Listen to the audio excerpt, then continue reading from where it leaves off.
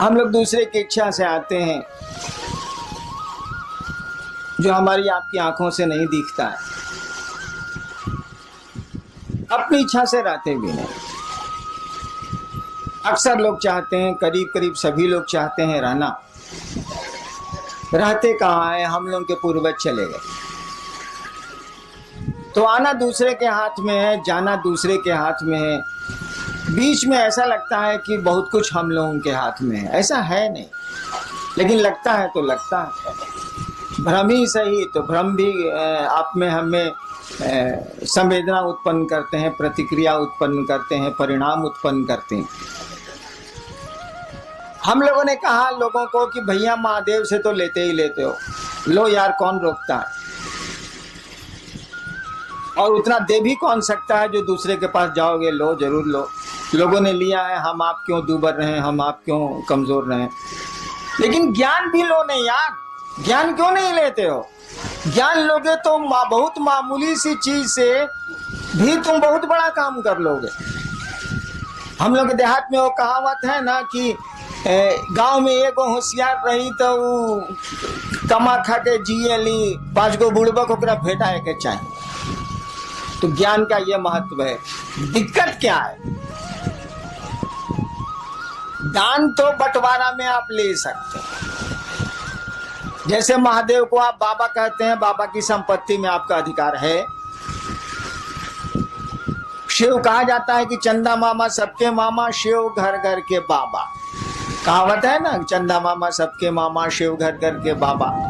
तो बाबा में तो पोते पर पोते सबका अधिकार है भाई, उसकी संपत्ति में। तो भोग तो रहे, हवा उसकी, प्राण उसके, पानी उसका, पहाड़ उसके, नदियां उसकी, हम उसके, सब तो उसी के हैं। तो भोग तो रहे, और बिना मांगे मिल जाएगा, क्योंकि बाबा की संपत्ति में उसके पोता पोती से लेकर पूरा खानदान बढ़ते चले जाए, सबका अधिकार होता। कानून कहता है इस देश का कि जब तक जिंदा है तभी तक अधिकार रहेगा, उसके बाद कहीं दूसरे को दे दे। उस साला मरबे नहीं करता है तो देगा किसको?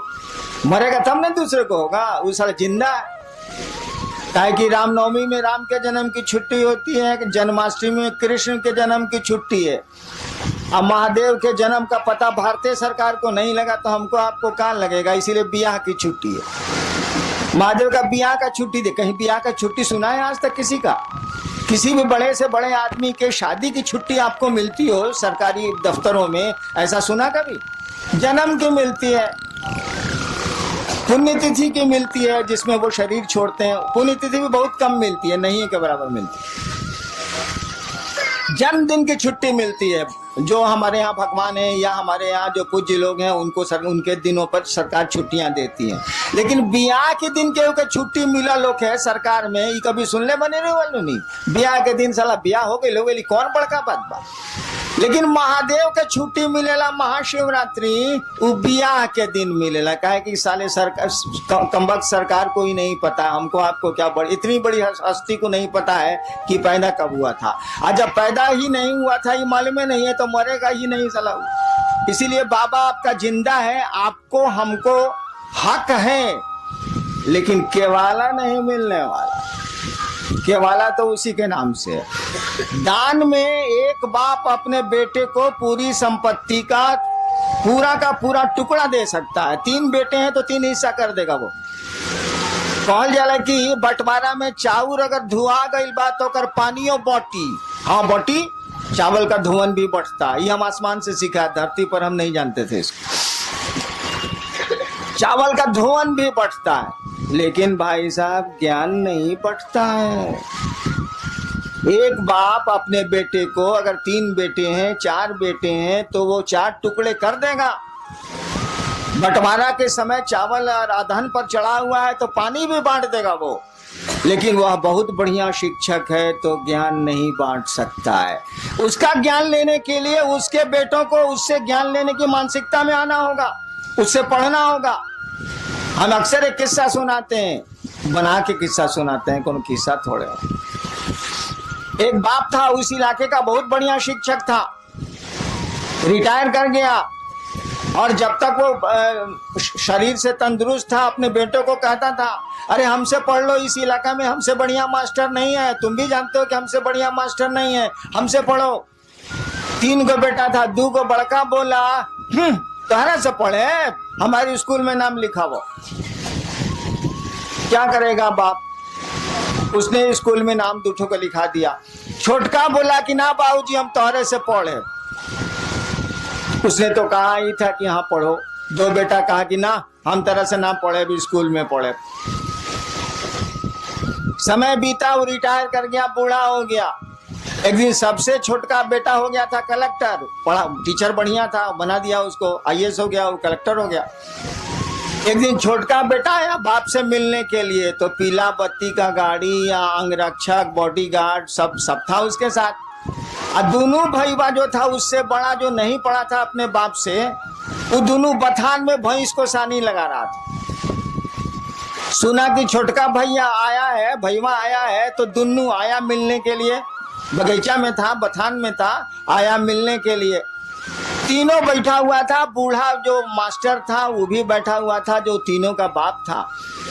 दोनों ने कहा, दोनों बड़े भाई ने बाप से कहा कि बाबूजी तारा ऐसा था बेईमान, हमने का देखबे ना कहीं नहीं। बाप ने कहा क्या बेईमानी की बोलो। कहा कि एकरा के तू कलेक्टर बना देला, हमनी के भैंस चरवा बना देला, तो ऐसे बड़ बेईमानी हुई।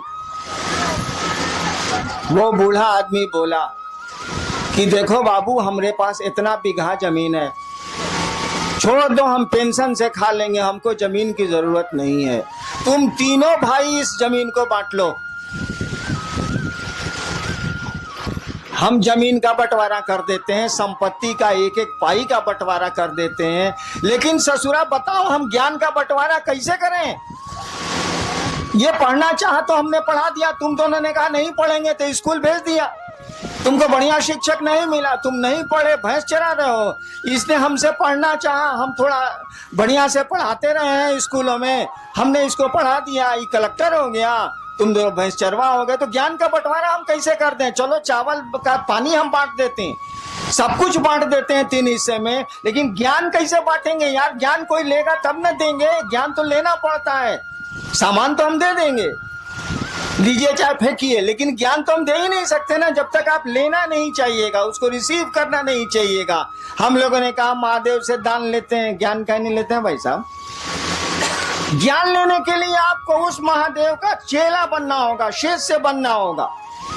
और शिष्य बनना होगा इसका माने, शिष्य शब्द का अर्थ जानते हैं? जो लोग अंग्रेजी जानते हैं उनको तो आसान है, डिसाइपुल और डिसिप्लिन। डिसिप्लिन शब्द से डिसाइपुल बना, डिसिप्लिन अनुशासन, डिसिप्लिन शब्द से डिसाइपुल मन शिष्य, डिसिप्लिन शब्द से डिसाइपुल बना है। कहने का अर्थ हुआ कि जो डिसाइपुल है वह अगर गुरु का डिसिप्लिन नहीं मानता है तो डिसाइपुल नहीं है। जो शिष्य है अगर गुरु का डिसिप्लिन नहीं मानता है तो डिसाइपुल नहीं है। शिष्य शब्द का भी वही अर्थ होता है। संस्कृत में शस धातु है, उससे बना है शिष्य शब्द, उससे बना है शासन, उससे बना है अनुशासन, उससे बना है प्रशासन, उससे बना है शिष्य। शिष्य का मानी होता है जो अंग्रेजी में मानी है वह हिंदी में भी है। शिष्य का मानी होता है जो गुरु का अनुशासन माने, वह शिष्य है, वह चेला। गुरु जो कहते हैं वो करे, गुरु का अनुशासन माने, डिसिप्लिन